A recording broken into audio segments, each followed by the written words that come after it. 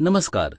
सामाजिक समावेशन तथा महिला सशक्तिकरण पर आधारित ई लर्निंग मॉड्यूल में आपका स्वागत है। सक्षम बनाने वाले कानूनी प्रावधान। दुनिया के हर कोने में महिलाएं सामाजिक, राजनैतिक, धार्मिक तथा आर्थिक भेदभाव का शिकार हैं।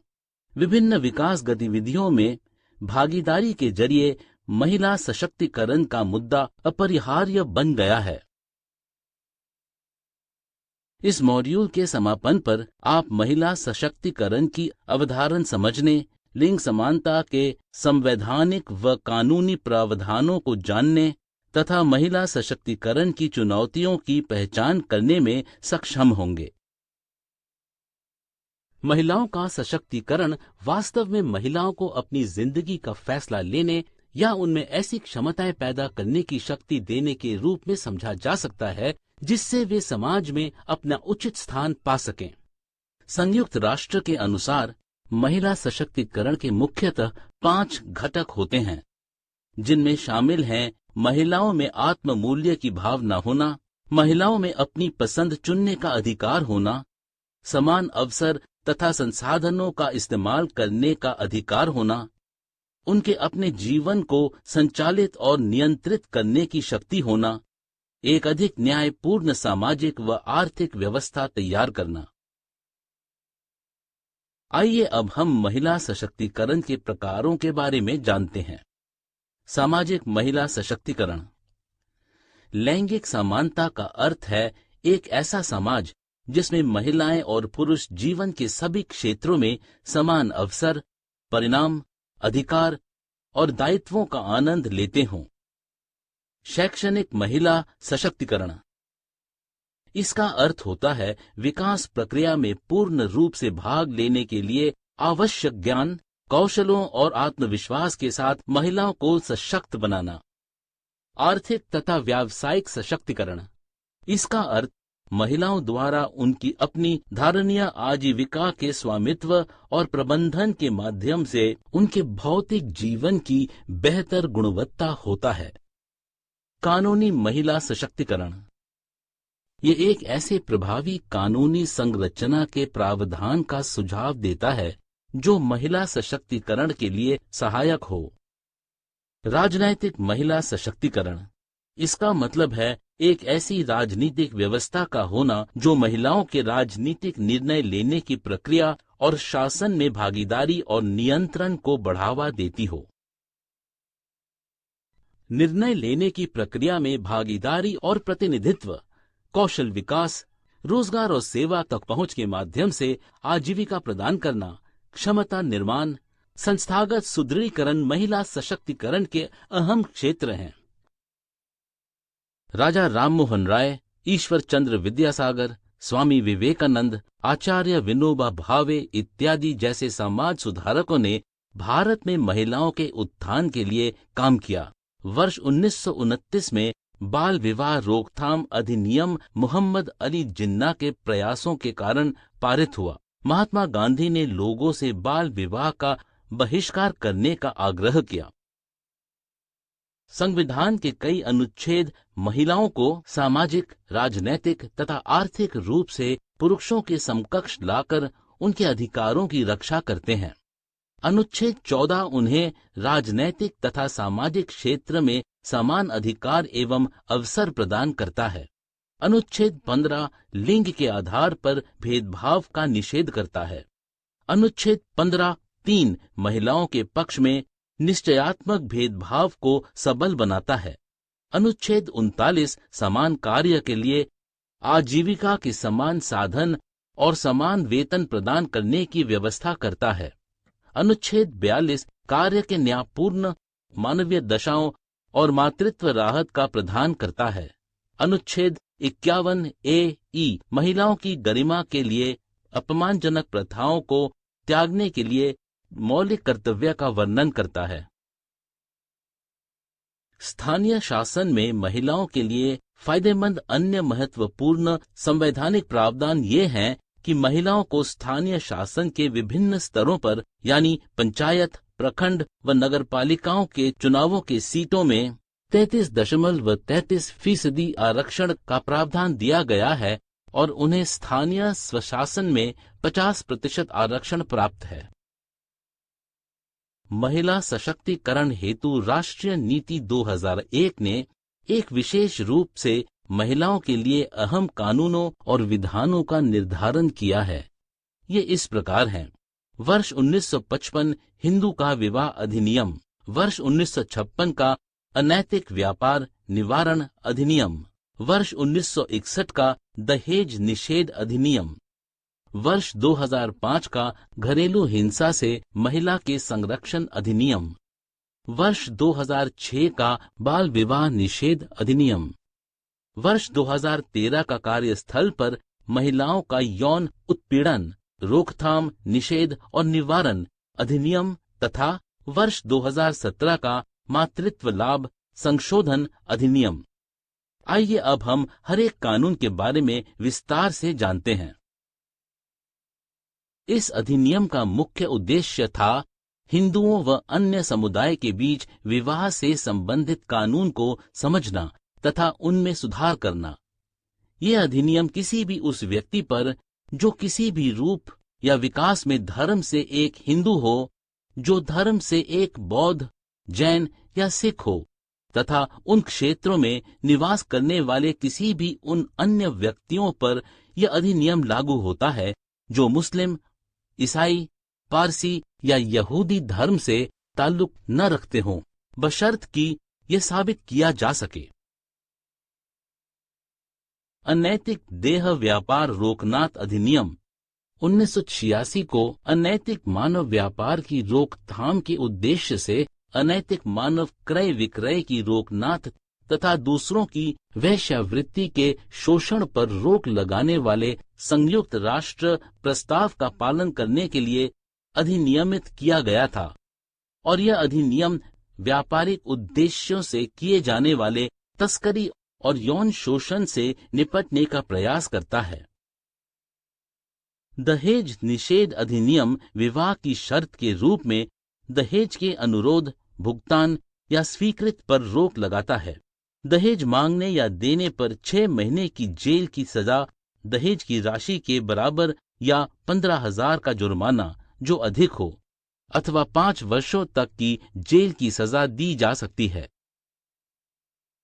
घरेलू हिंसा से महिलाओं की रक्षा अधिनियम की धारा 3 घरेलू हिंसा को इस प्रकार परिभाषित करती है: किसी भी प्रतिवादी के किसी भी कृत्य, चूक या कमीशन या उसके आचरण को घरेलू हिंसा माना जाएगा यदि यह पीड़ित व्यक्ति के स्वास्थ्य, सुरक्षा, जीवन, अंग या कल्याण को मानसिक या शारीरिक रूप से हानि पहुंचाता हो या चोट पहुंचाता हो या इसे खतरे में डालता हो। दहेज या अन्य संपत्ति अथवा बहुमूल्य जमानत के लिए किसी भी गैर कानूनी मांग को पूरा करने या उसके साथ संबंधित किसी अन्य व्यक्ति को मजबूर परेशान करना हो, या पीड़ित महिला या उससे जुड़े किसी व्यक्ति को उपबंध ए या उपबंध बी में वर्णित किसी आचरण द्वारा धमकाता हो। बाल विवाह निषेध अधिनियम 2006 के अनुसार भारत के कानून में विवाह की न्यूनतम आयु लड़कों के लिए 21 वर्ष और लड़कियों के लिए 18 वर्ष निर्धारित की गई है। यदि विवाह के समय उनकी आयु कानूनी रूप से निर्धारित न्यूनतम उम्र से कम हो तो उस शादी को बाल विवाह कहा जाता है और यह अवैध होती है। कार्यस्थल पर महिलाओं का यौन उत्पीड़न रोकनाथ निषेध और निवारण अधिनियम 2013 महिलाओं को उनके कार्यस्थल पर यौन उत्पीड़न से रक्षा करने की व्यवस्था करता है। यौन उत्पीड़न में महिलाओं का समानता तथा गरिमा के अधिकार के उल्लंघन वाले कृत्य होते हैं।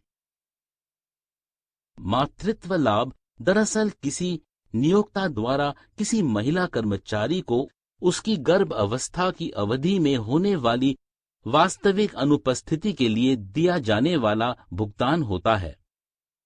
इस अधिनियम के तहत महिला कर्मचारी को 2 बच्चों के लिए 26 हफ्ते की तथा 2 से अधिक बच्चों के लिए 12 हफ्ते की भुगतान युक्त छुट्टियां दी जानी चाहिए और ऐसी स्थिति में घर से काम करने की सुविधा दी जानी चाहिए जहां नियोक्ता तथा कर्मचारी दोनों इसे लेकर सहमत हों। मंत्रालय की विभिन्न योजनाएं जैसे कि बेटी बचाओ बेटी पढ़ाओ, सबला, स्वशक्ति, स्वयं सिद्ध, महिला प्रशिक्षण तथा रोजगार कार्यक्रम स्टेप को सहायता प्रदान करना, महिला सशक्तिकरण का राष्ट्रीय मिशन, स्वावलंबन, स्वाधार, लघु ठहराव, गृह महिलाओं को सामाजिक व आर्थिक शक्तिकरण को सबल बनाती हैं और उन्हें कठिन परिस्थितियों में सुरक्षा एवं पुनर्वास प्रदान करती हैं। सामाजिक समावेश का अर्थ संस्थागत बाधाओं को हटाने और विविध व्यक्तियों और समूहों के लिए विकास के अवसरों तक पहुंच बढ़ाने के लिए आर्थिक प्रोत्साहनों में वृद्धि करना है। महिलाओं के लिए सामाजिक समावेशन रणनीति के लिए 3 मुख्य रणनीतियां आवश्यक होती हैं। ये हैं निर्णय लेने में महिला की आवाज को तेज करना, महिला के आर्थिक सशक्तिकरण और लड़कियों का नेतृत्व और शांति स्थापना को बढ़ावा देना, महिलाओं के खिलाफ हिंसा को समाप्त करना। केरल पहला ऐसा राज्य है जिसने स्थानीय स्वशासन संस्थानों के नियोजन में लिंग को मुख्य धारा का स्थान दिया। केरल मॉडल में विकेंद्रीकरण प्रक्रिया शामिल है जिसने महिलाओं के लिए 4 आयामों में अवसर पैदा किए हैं। ये हैं संगठनात्मक, शासन संचालन, स्थानीय अर्थव्यवस्था तथा सामाजिक क्षेत्र। संगठनात्मक स्तर पर कादम्बश्री मोहल्ला समूह प्रभावी रूप से काम कर रहा है। शासन ढांचे में महिलाओं को कुल निर्वाचित सीटों तथा विभिन्न समितियों की सदस्यों में 50% का अधिकार है।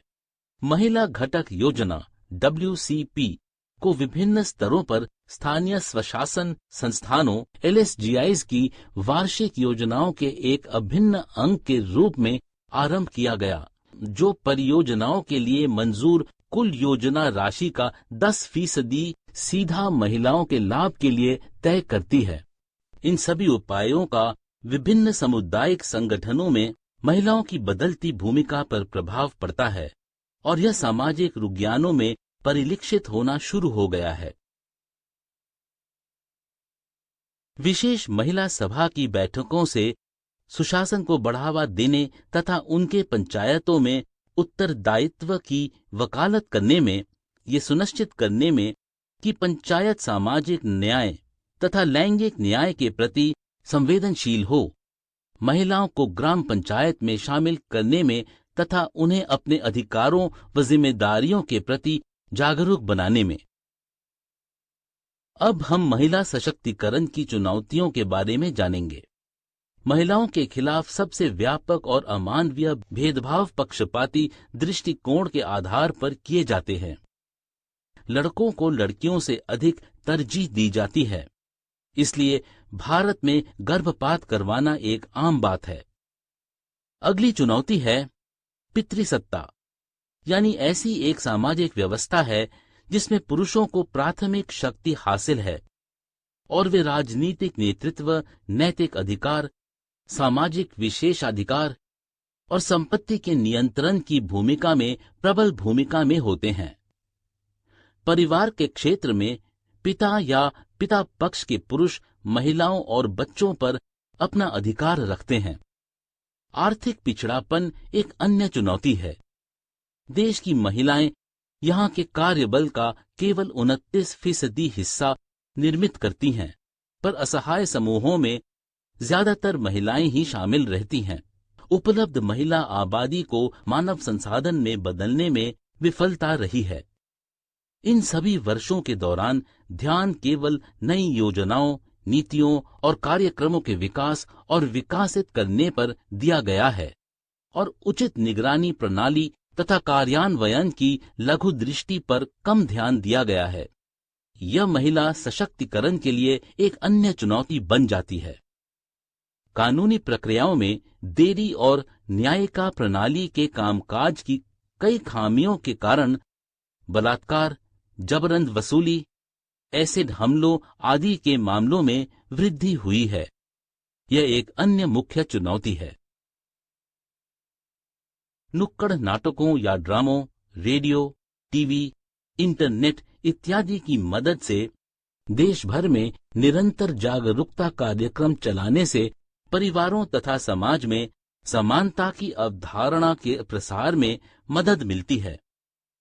सरकार को पितृसत्ता जैसी ताकतों की पहचान कर उसे समाप्त करना चाहिए, जो अमानवीय तथा गैर कानूनी आदेशों को जारी कर पारंपरिक रूप से महिलाओं के स्थान पर पुरुषों को दी जाने वाली तरहीज को आज भी जीवित रखती है। शिक्षा महिला सशक्तिकरण के लिए सबसे महत्वपूर्ण और अपरिहार्य उपकरण है, जो महिलाओं को उनके अधिकारों और जिम्मेदारियों से अवगत कराती है।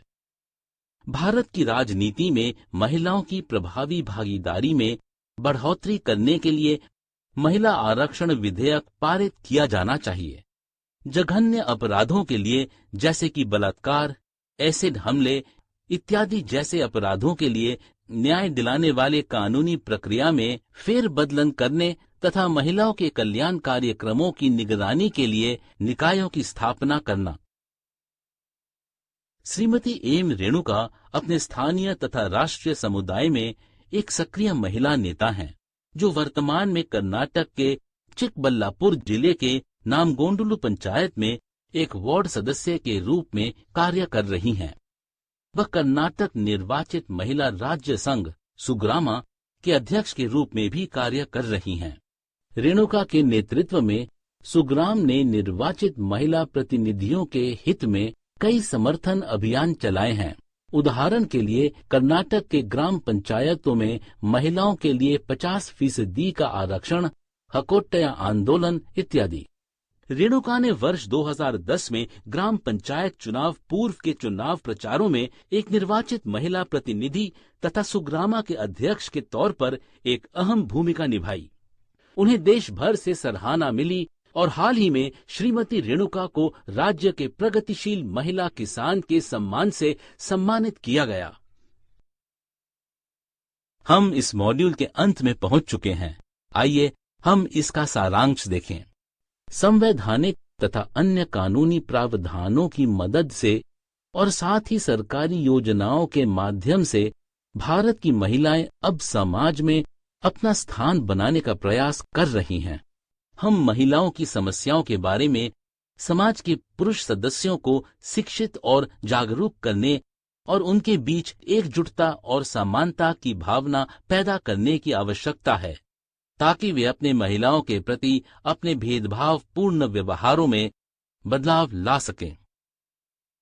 सामाजिक समावेशन तथा महिला सशक्तिकरण सक्षम बनाने वाले कानूनी प्रावधान पर आधारित ई लर्निंग मॉड्यूल समाप्त करने के लिए आपको धन्यवाद।